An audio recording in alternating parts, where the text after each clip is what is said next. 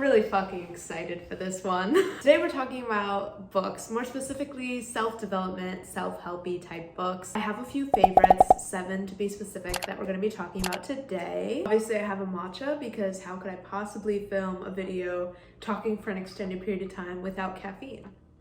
I can't.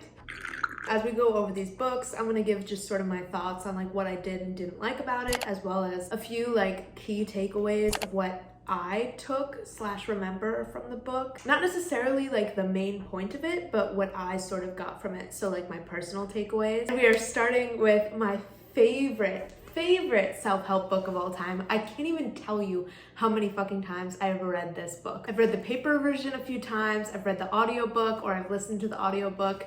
I even went through and highlighted, which I've never done with a book before. It is You Are a Badass by Jen Sincero. I swear by this book. It is honestly the book that really solidified / got me started on more of my like spiritual self-development work. It's definitely like a very heavily manifestation focused self-help book. My favorite part about this book is the tone. The entire book is in this really just like funny, lighthearted type of tone, which I find so refreshing. Okay, some of the main takeaways that I got from this book. First one is you have to be willing to get uncomfortable. She really has like sort of a tough love approach of just making it clear that like, you know, real growth, real progress, real success cannot happen unless you're willing to put your ass on the line and like risk getting embarrassed and do things that are traditionally embarrassing. Changing your life as well as changing your mindset can be a little bit weird, a little bit embarrassing. You know, speaking affirmations in the mirror feels fucking weird, but it's really helpful. Second thing, answers come through action, not thinking. This is something that has really stuck with me and that I've been applying to my own life. I think it's really easy to get stuck in the brainstorm phase, try and figure out your whole life, your whole future just by thinking it through a million different times, procrastinating by trying to like strategize.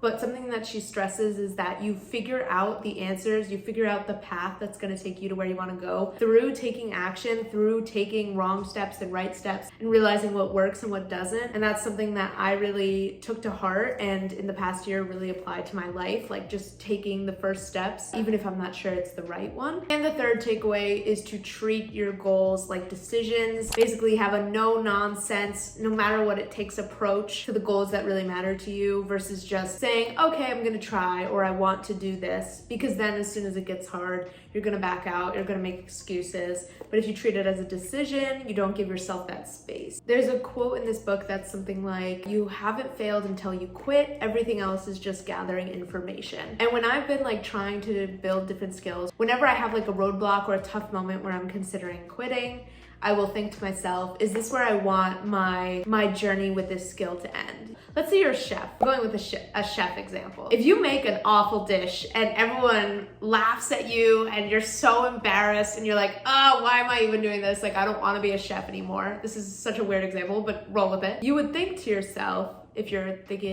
in this way of like only failure is quitting, is this where I want my journey of being a chef to end? Is this what I want the final memory, the last image of this thing I tried to do to be? Do you want to end on this embarrassing failure, or do you want to continue going and start collecting successes? Why would you want to end on something that you're not proud of? So those are the main takeaways from this book. I cannot recommend it enough. It is so funny and it's like the perfect amount of tough love to really snap you out of it and just like rework your brain. I refresh on the concepts in this book all the fucking time. Sort of piggybacking off of that, I don't have a physical copy of this with me. Another book by Jen Sincero that's really good is You Are a Badass at Making Money. It's like the money themed version of the book I just talked about. I'll just speed through a few takeaways from this. The first one is the importance of specificity, crunching the numbers, figuring out exactly how much money you need to be making to have the life that you want, how much money you would need just to cover your bare necessities, like getting specific about what those numbers are. I did this recently and it was a really huge wake-up call for me that like I needed a job change because I did not realize how vast the space between where I am and where I want to be really is. Also from like a manifesting perspective, she talks about how specificity is really helpful,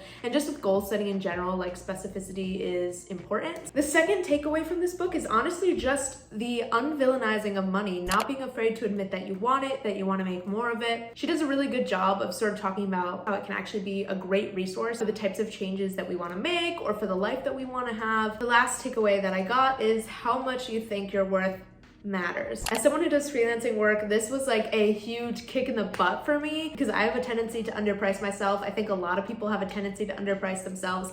Even if you're working in a traditional job, not having high enough standards when it comes to pay. It all comes down to like a self-worth thing, how much you think that your time is worth. She really stresses that that matters, that how you value yourself, the price point you set yourself at, sets the tone for so much of your career, of how others perceive you, how they value you. So one example that she gives that has stuck in my mind ever since is like, I think it's chiropractors. Some chiropractors make $10,000 a year. Some chiropractors might make $1 million a year. Does that second chiropractor crack a back that much better than the first chiropractor? Yes, they might have a little bit more training or a little more experience, but a lot of that is also just arbitrary social value assignments, right? Like this chiropractor is functioning at this high level. He thinks that his services are worth that much. He's getting that much. And it's a lot about his image as like a top-notch chiropractor and really just like the amount of respect that he's required for himself versus like the lower paid chiropractor, like might not be as skilled, but also might be selling himself short in terms of his rates.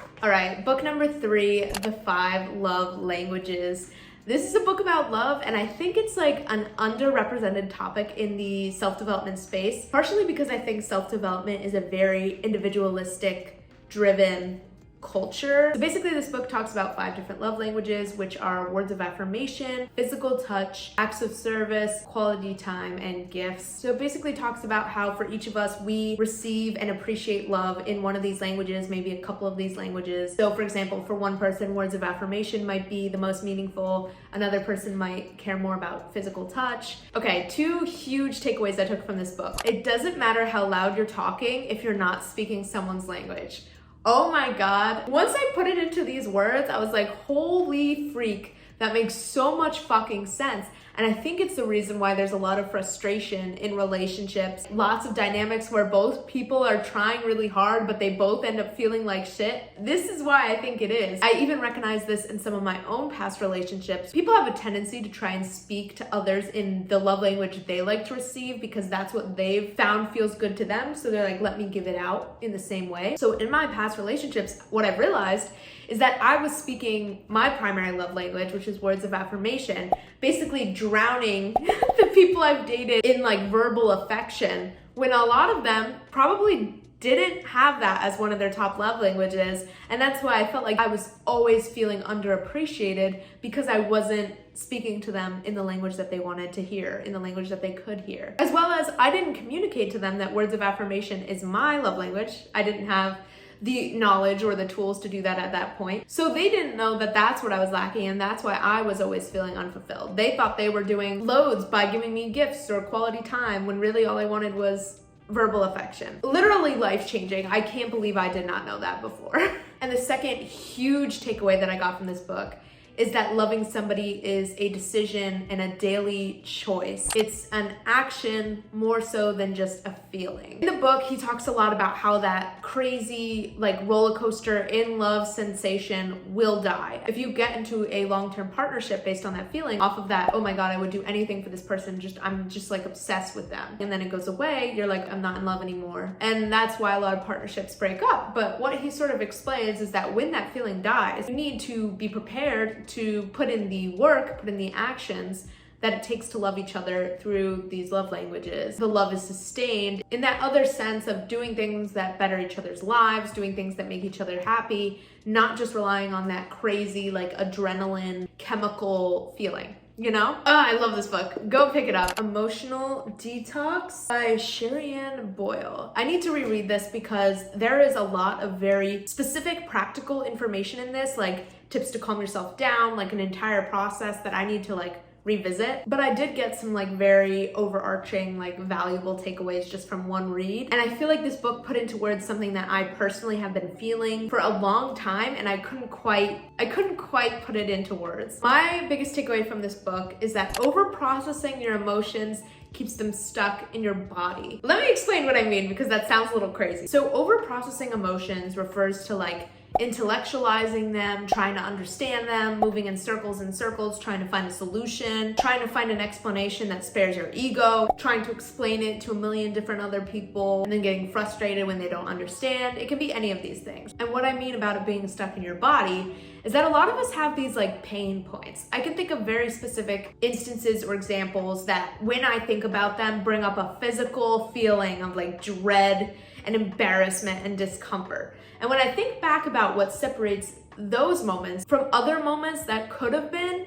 equally embarrassing or equally scarring, what's different isn't necessarily the content of the moment or how severe the event was, but it's how I reacted to it. Times when I reacted by going and telling a million different people, by reiterating it a million times, by getting frustrated, by ranting about it, or even just by letting myself get consumed by the emotion and blowing it into this huge catastrophic event. Those are the things that have stuck in my body as pain points because I overprocessed them, because I thought about them too much, I dwelled on them, I ruminated, I like stewed in the juices of that bad memory too many times over and over when it happened. The idea is not to get your brain involved. Don't intellectualize these feelings. Don't try to come up with solutions right away. Feel the feelings and don't let it get caught up in your head, because really what these pain points are like overprocessing that you did in your brain when you should have just felt the emotion.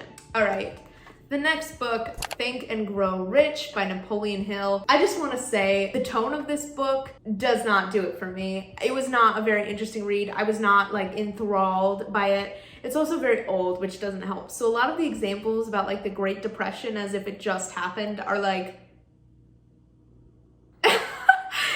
it's just old. It's just old, and it's not the most enjoyable read, but I did get some value from it and some key takeaways. So I'm gonna tell you those now so you don't have to read this entire fucking old ass book. All right, the biggest takeaway is that tenacity is everything. When it comes to success, he stresses that the main thing that, in his opinion, differentiates those who make it and those who don't is who's willing to stick it out the longest. He talks a lot about success stories where people stuck at one thing for years and decades before they got that success. Another main takeaway from this book is that there's nothing wrong with reaching success later in life. I think a lot of us have this idea of young success being ideal, and I think that that mostly comes from the entertainment industry, because that's when it's the most common for us to see these massively successful, massively famous people that are really young. People that come to mind, like Olivia Rodrigo, Billie Eilish, billionaires when they're still teenagers. But the truth of the matter is that in literally every other industry, for the most part, the majority of successful people are the ones that have been there for decades. They're in their 40s, 50s, 60s. They're reaching that peak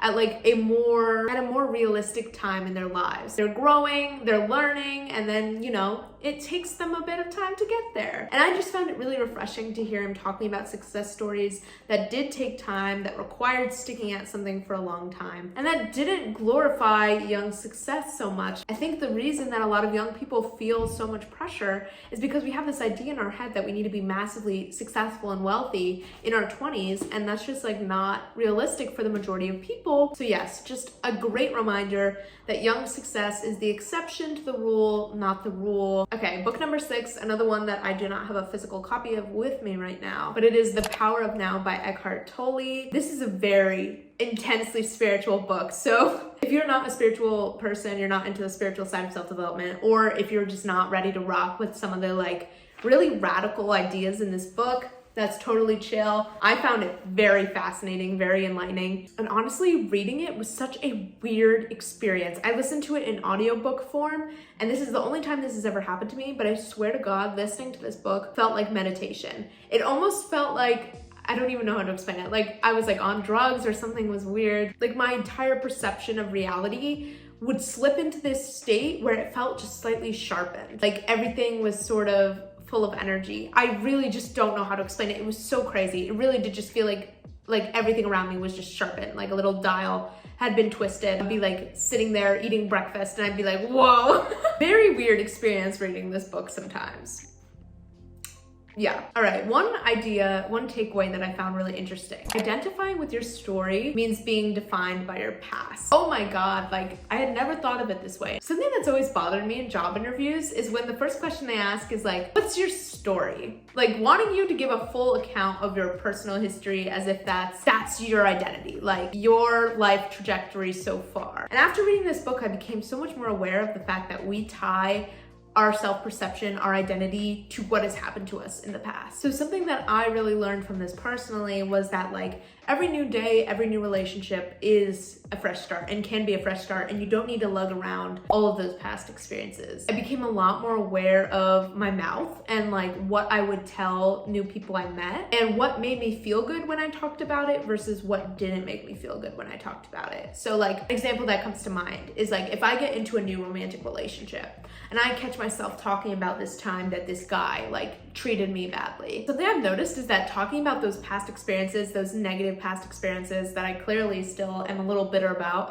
does not make me feel good. I don't like dragging that baggage into my new relationships. It might be valuable to tell your partner, oh, I went through this bad experience with an ex, which is why I now have these trust issues that are affecting our relationship. Like, that's fine. But going into these stories about times that you were wronged or you got played, just to do it, just to bring that information forward, like, do you really want that tied to your current relationship? Do you really want that as part of your personal story? If you don't have to tell anyone. You don't have to tell these new people. They don't need that information. And that was like such a radical realization to me of like, God, I don't want to drag some of that like past dirt that I want to be done with into my current relationship. You really can be selective with what elements of your past you want to incorporate in your identity. Right, the final book number 7, The Defining Decade. I tore through this book and it amazed me that I had never heard about it before in the productivity, self-development space. I literally picked it up randomly at Barnes & Noble and I'm so fucking glad I did. It's actually interesting because I feel like it was almost more of a cautionary tale for me because